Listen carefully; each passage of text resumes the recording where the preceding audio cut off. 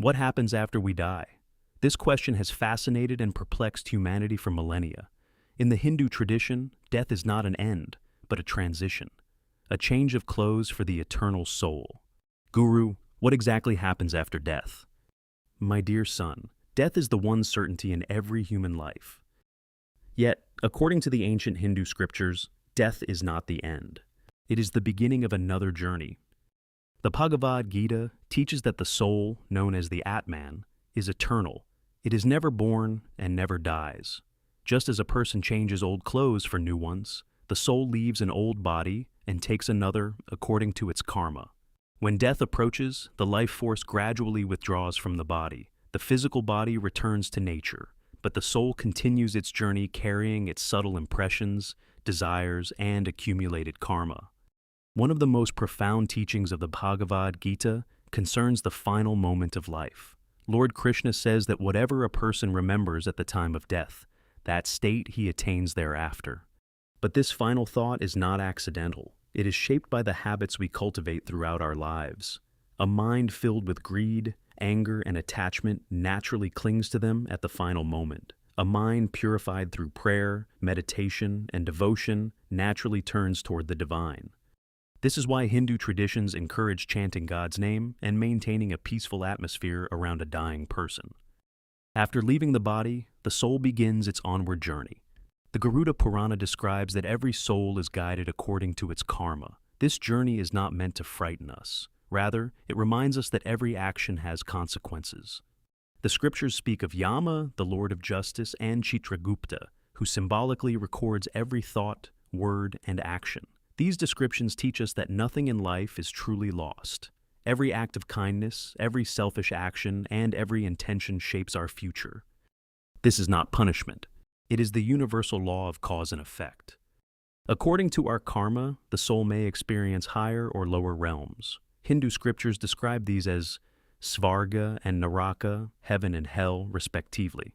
Unlike some other traditions, these are not considered eternal destinations. They are temporary states where the soul experiences the results of its actions before continuing its journey.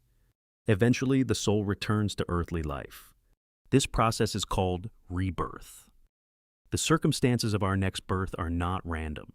They are determined by our past actions and the lessons our soul still needs to learn. Every family, every challenge, and every opportunity becomes part of our spiritual evolution. Human birth is considered extremely precious because only human beings possess the ability to consciously choose between right and wrong. We alone can transform our destiny through wisdom, compassion, and selfless action. Yet the highest goal of life is not merely to obtain a better rebirth. The ultimate goal is moksha, freedom from the endless cycle of birth and death.